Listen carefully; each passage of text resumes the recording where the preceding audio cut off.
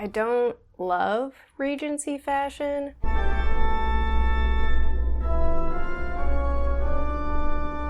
Maybe it's the empire waist, or how delicate and frilly it is, or maybe it's just because I've never read Jane Austen. Maybe it's your internalized misogyny. But for whatever reason, I just find it bizarre and unflattering. I respect all you Regency diehards out there. It's not like I don't have weird interests and hobbies, but it's not for me. So when I found some extremely Regency looking fabric at the thrift store, I immediately bought it because apparently I can't pass up a deal on fabric, even if it makes me physically uncomfortable. So today we're making a Regency dress.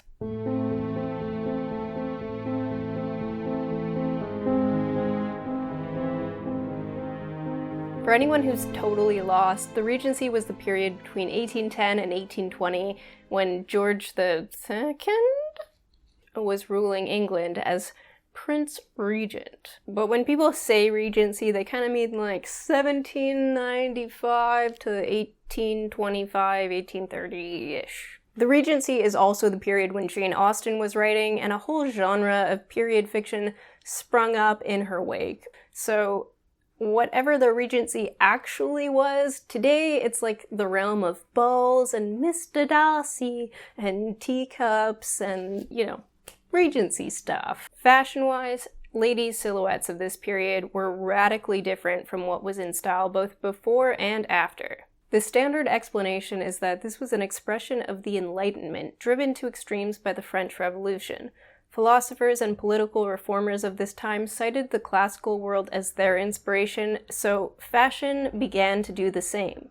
And that's how you get ladies dressing like Greek and Roman statues to reflect the neoclassical ideals of the time. But after just a couple years of this pared down neoclassical idealism got really boring. At the same time, thinkers and artists shifted away from neoclassicism and Enlightenment stuff and moved toward Romanticism, which celebrated individuality and the unique character of many different times and places rather than a single classical ideal. So people started decorating their statuesque classical dresses with nods to many different inspirations and then piled these all on top of each other, and that's how you get the Regency.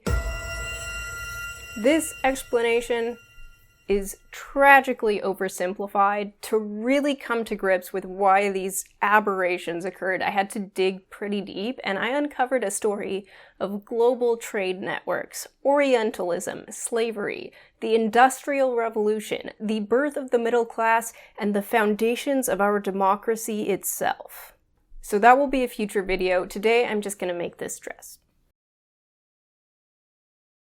So after doing more research, it doesn't look super Regency, but it looks more like plausibly Regency. This fabric is super lightweight, it's made to look as if it's been block printed, and it's got these dainty little flowers, and these things combined make it look like a fabric that could have been produced up to and during the Regency in Europe.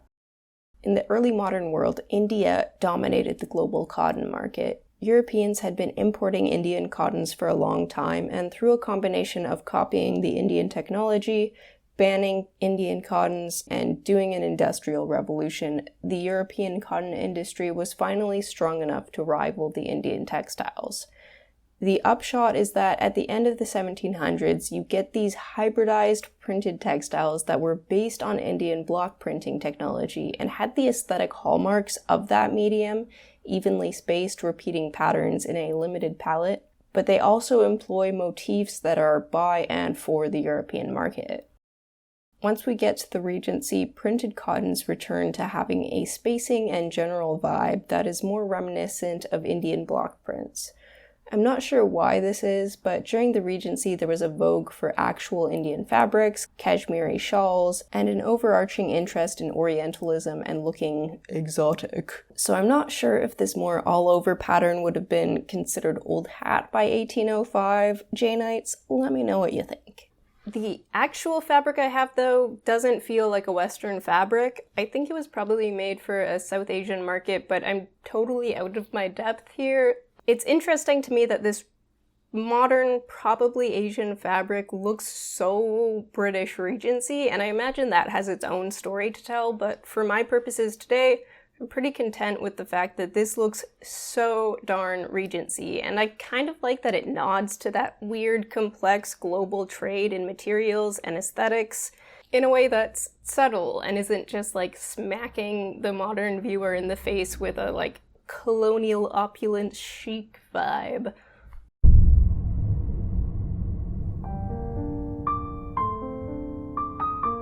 I started with a pattern from an Exton 1805 bib front gown from Janet Arnold's Patterns of Fashion.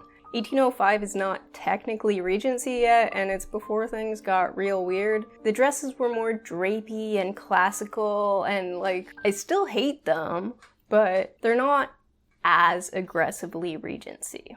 The bib front is a nifty way of fastening a dress that allows them to fit snugly in the chest while staying kind of adjustable. You just need to nail the fit for the shoulders and back, but you have some wiggle room as to the fit in the chest, and this can be like adjusted with adding hooks and eyes or just fastening it with pins. It also lets me lace the dress closed in the front, so it does provide some bust support while giving the illusion of being relaxed and drapey. This is great because I really didn't want to make a corset for this project. In retrospect, I think that was a bit cowardly too, because while corsets are a bit optional in this period, fashion plates and portraits show preference for quite a lot of lift. To start, I made a mock-up for the bodice. After fiddling with my mock-up a bit, I backstitched it and felled the seams so that I could use it as the lining. And that's what you're seeing here. I made 3 main changes to the pattern to get here. Instead of overlapping in the front to be pinned, I left a gap in the front so that it can lace closed. I also lengthened the shoulder straps a lot. The original dress had tiny straps. I assumed that was just because the dress had been made for someone shorter than me, so I adjusted it to fit my body. In retrospect, this was a Regency beginner's mistake. Why let the bodice sit at your natural bust when it could be 2 inches under your chin? A feature of many Regency gowns, including the one I was copying, is that the backs go up a bit in the middle, aiding in the creation of a back hump,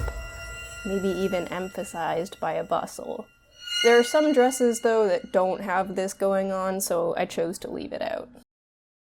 Next was to pattern some sleeves.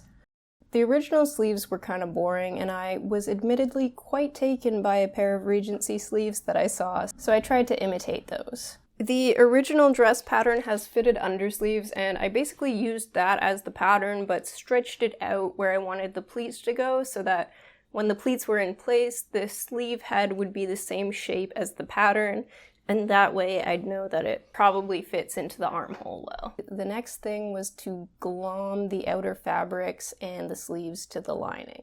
So we have our 2 side bodice pieces, our back piece, and then we have a pair of sleeves. What I haven't really decided yet is exactly how to attach the sleeves. Like, maybe I can just kind of sandwich them in. That might be the best way. Or maybe it's horribly misguided and will make things look kind of awkward and lumpy. Yeah, I think it will. Never mind. Okay, we're not doing that. I don't know what we're doing. Never mind. I noticed here that my skirt, sofa, and project all matched.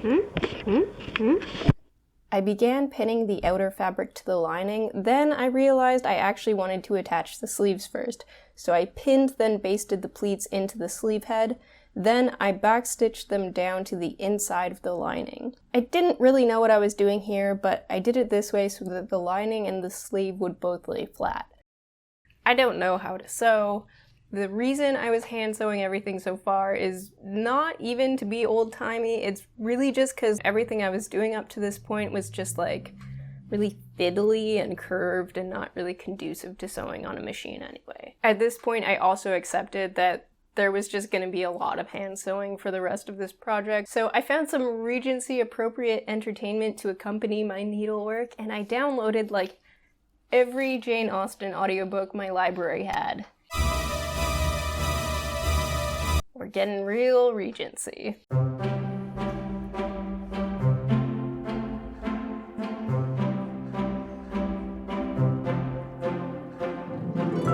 Next, I fixed the bodice down by folding the seam allowance under and sewing it right to the edge of the lining. Also picking up the fabric of the sleeve so that it would all sandwich the lining and not show any white. I also didn't film this, so moving on. For the neckline, the seam allowance was folded under and the outer fabric was fixed to the lining with sort of a stab stitch running stitch situation. It wasn't a big deal if a sliver of lining was poking out or if the stitches were visible, because there was of course going to be decoration. The skirt was cut in 3 rectangular patterns, 1 for the front and 2 for the back. I sewed up the seams of the skirt panels, of course leaving a big old gap where I wanted the panels to overlap, allowing me to take the dress on and off. I was trying out a mantua maker's seam here, which is probably the only part of this dress that's historically accurate. It's a nifty little seam that allows you to sew the seam and finish the seam allowance in one go, leaving you with something that looks a bit like a French seam. There's a lot going on here. To figure out the rest of the dress, I needed to try it on. And it's honestly looking kinda cute here, but it's only halfway done, so anything could happen. My next task was to pleat and attach the skirt, so that was a lot of messing around and pinning and desperately wishing I had a dress form. After roughing it out on myself, I pinned in some knife pleats that meet in the center back, creating a lot of fullness there. I also added some pretty deep pleats to the sides. Since these skirt panels are rectangular, the pleats do need to be a bit strategic in order to avoid pulling around the hips. So once I was happy with the placement, I basted in all the pleats, and then I got to remove the pins, which was very satisfying.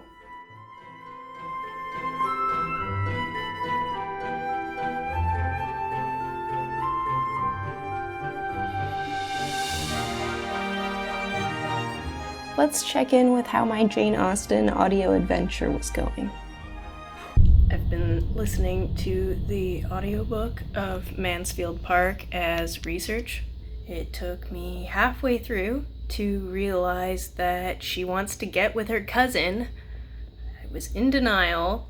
At first I thought she was just like having sisterly affection for him, and then I realized that she was trying to get with him, and I was like, okay, no, they must not actually be cousins. They're like 4th step cousins, adopted, something. But no, they're just first cousins and like step siblings. I don't like it. So there I sat, alone in my apartment, stitching my historical gown, listening to a lady with a fake British accent tell me the story of a young woman yearning for her brother cousin.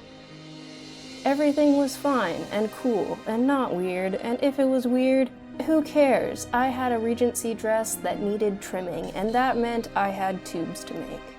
Okay, cool trick I saw on the internet for making tubes. Right sides together, you fold, oh my god, Jesus. First you need 2 hands, and then you fold this thing over a string, and then you sew your tube with the string inside, and you close one end, and then instead of having a pain in the ass, you just do this.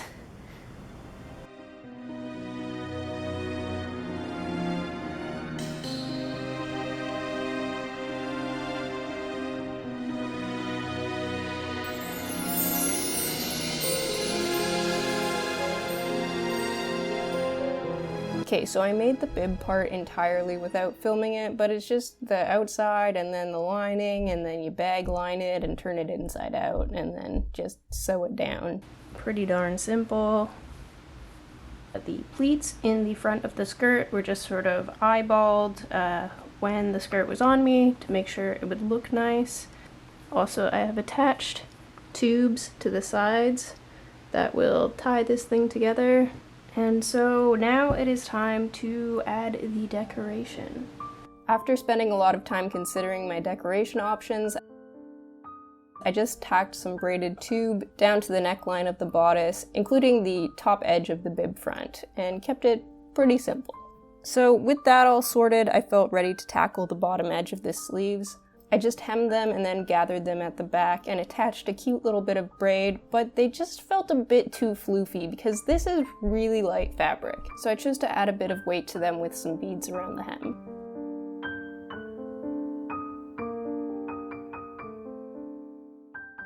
Finally, I just needed to hem the skirt. I aimed for about an inch off the ground as it fell with no petticoat. I didn't add any trimmings to the bottom of the skirt, but I might in the future. Okay, I know I said finally already, but actually finally, I needed to quickly do up a little modesty piece to fill in the neckline because it was a bit much. I made it out of some silk gauze that I just had lying around because I'm very fancy, but then I spilled some coffee on it, but then I just covered that up with a ribbon because I'm learning.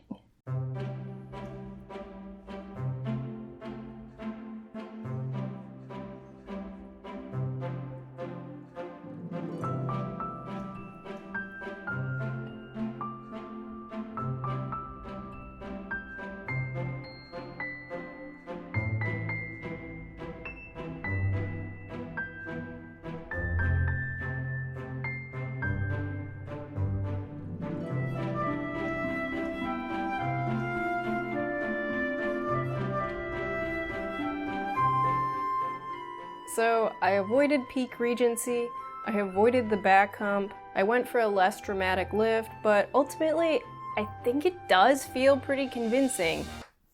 However, would a Regency lady be caught dead in public wearing this? Heck no. This might pass in fashionable balls of post-revolution Paris, but for a respectable English country lady, absolutely not. She needs a petticoat, she needs gloves, a chemisette, something to put her stuff in, and most importantly, she needs a bonnet.